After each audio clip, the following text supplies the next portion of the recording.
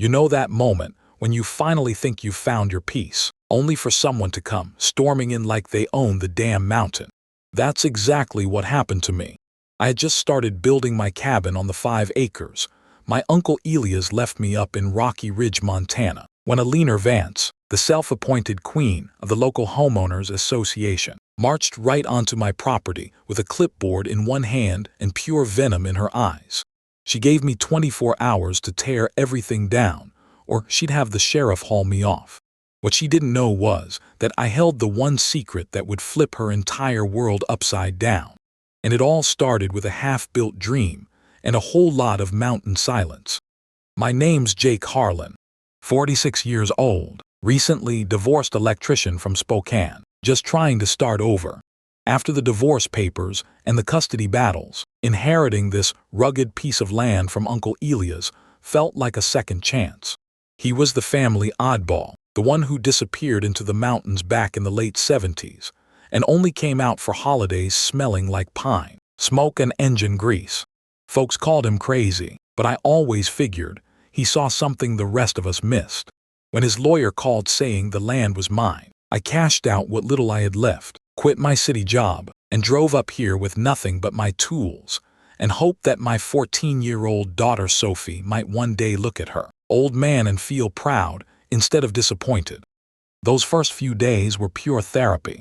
The sound of my hammer echoing off the granite cliffs, the sharp smell of fresh-cut pine mixing with the cold morning, the way the creek gurgled just beyond the tree line.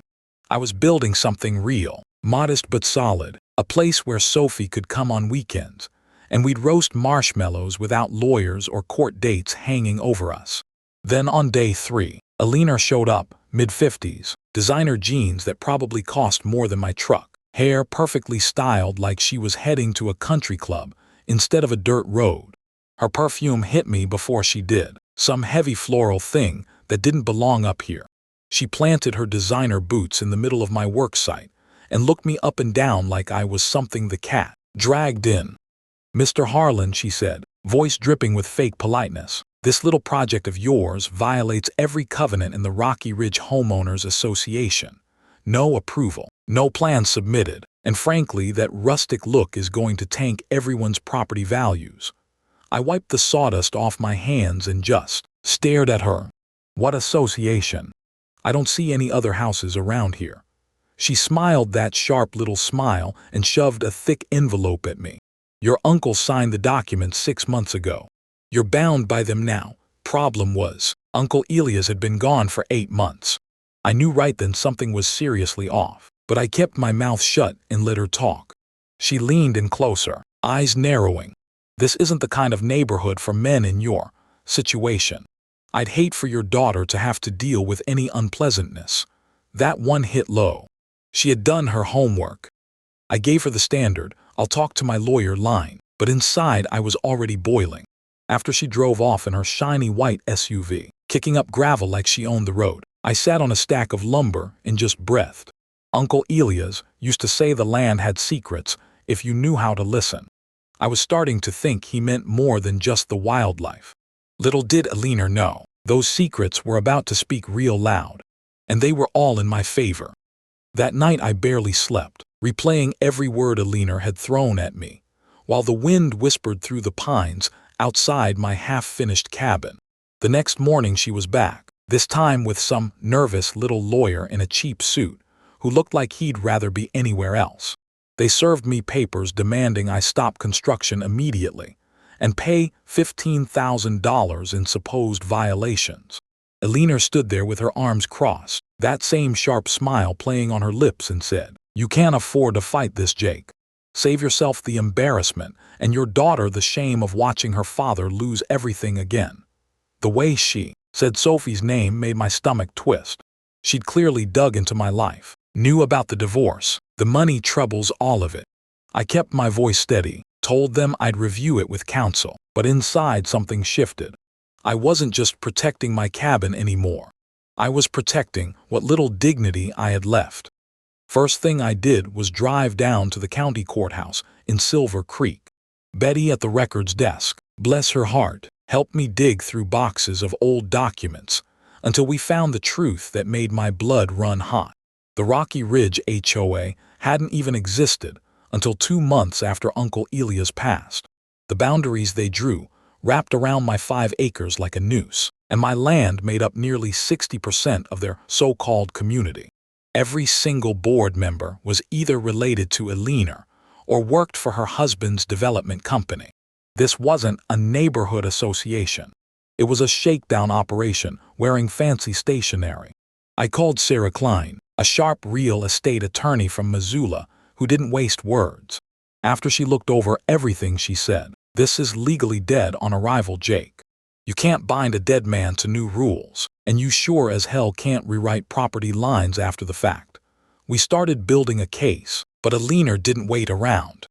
She called an emergency meeting I wasn't invited to, then flooded the local Facebook group with my photo and stories about how I was some unstable drifter threatening property values and kids' safety. The comments got ugly fast. People I'd never met were calling me dangerous, saying my daughter shouldn't be allowed near me. Then the real trouble started. One night I woke to the sound of breaking glass and the sharp smell of diesel. My lumber pile was smashed, nails scattered across the driveway like landmines, and my generator was tipped over, leaking fuel into the dirt. The next day my truck had 4 flat tires, and an anonymous complaint landed in my inbox claiming I was polluting some non-existent wetland. Eleanor was done playing by the rules. She wanted me gone, and she was willing to break a few laws to make it happen. What she didn't count on was me fighting smarter. I used my electrician skills to set up cameras and motion lights everywhere. Meanwhile, Sarah and I kept digging. That's when we found the real motive. A big luxury resort developer had been sniffing around Rocky Ridge, offering serious money for a high-end project that needed my 5 acres as the centerpiece with lake views and mountain backdrops. Eleanor stood to make a fortune as the middlewoman if she could clear me out. Every day I stayed put was costing her hundreds of thousands in potential kickbacks. But the biggest shock came on a quiet Tuesday morning when I was tearing up some old floorboards in Uncle Elias' workshop, looking for a place to run new wiring. My crowbar hit metal. Under 40 years of dust and oil, I pulled out a heavy green lockbox. The combination was his birthday. Inside were folders thick with deeds, corporate papers, and bank records that changed everything. Uncle Elias hadn't just owned 5 acres. Back in the late 90s, he'd quietly formed Harlan Holdings LLC and bought up all the defaulted land mortgages when the big developer went bankrupt during the housing crash. Every house in this so-called community, all 47 of them, sat on land he owned through that company.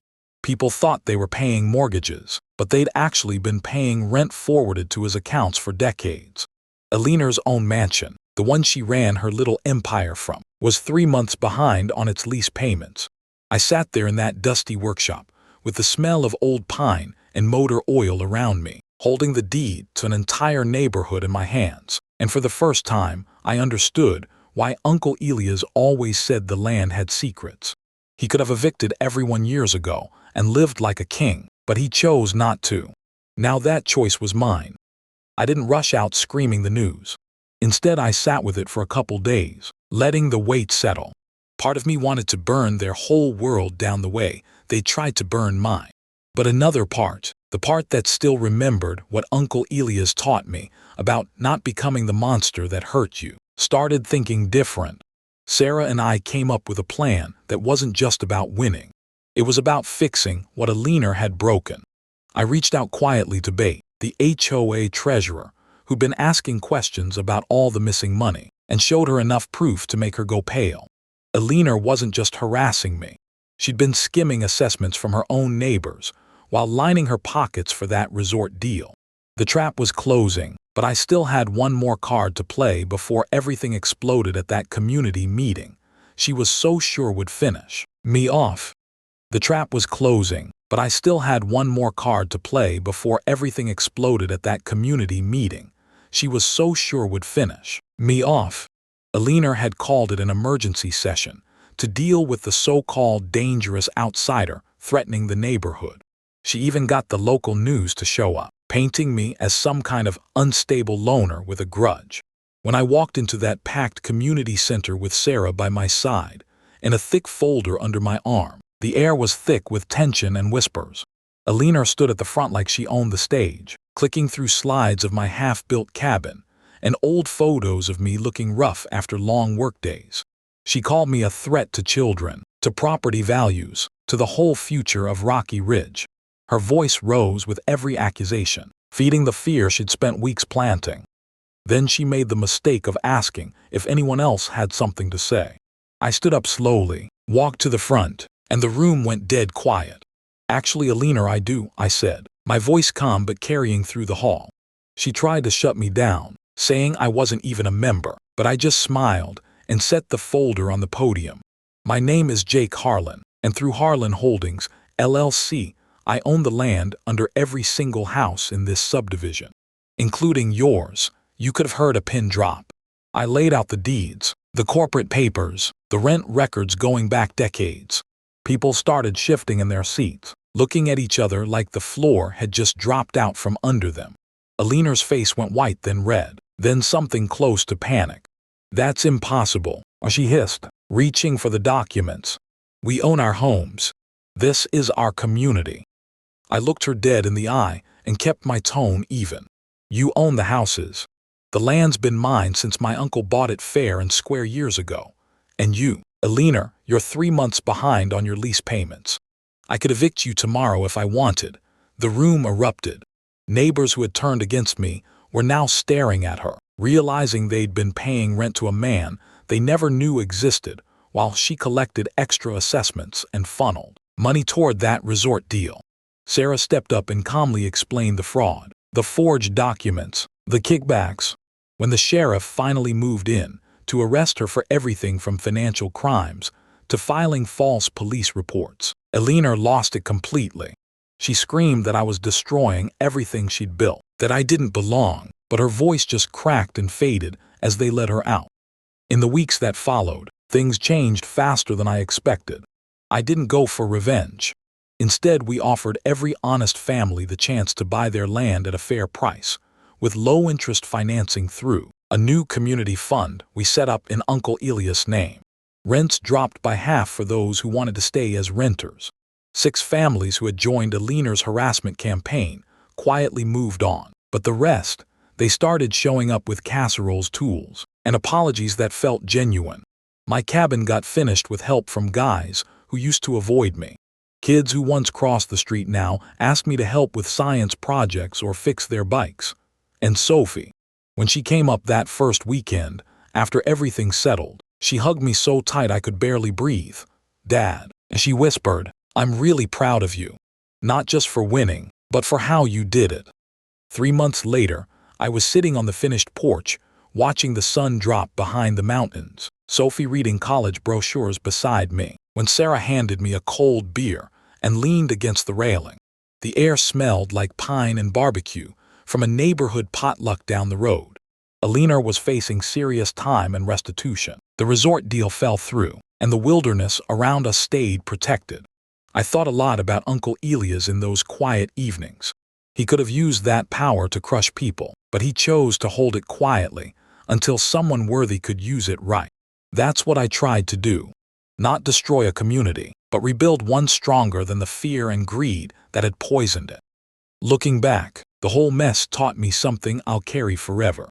Real strength isn't about swinging the biggest hammer or yelling the loudest. It's about knowing when to hold your power and when to use it to lift other people up instead of tearing them down. The land still has its secrets, but now they're working for the folks who live here, not against them. If you've ever dealt with an overreaching HOA, a neighbor trying to push you around, or a system that felt stacked against regular people like us, drop your story in the comments. Tell me what you would have done in my shoes, or share where you stand on community power, property rights, and second chances. Did I go too easy on them? Should I have been harder? I read every comment. And if this story hit home, give it a like, share it with someone fighting their own battle, and subscribe for more real stories about ordinary folks standing their ground. Next time, I'll tell you about the city council that tried to take a family farm for a warehouse, and how some old mining claims changed everything. Thanks for listening. Talk soon.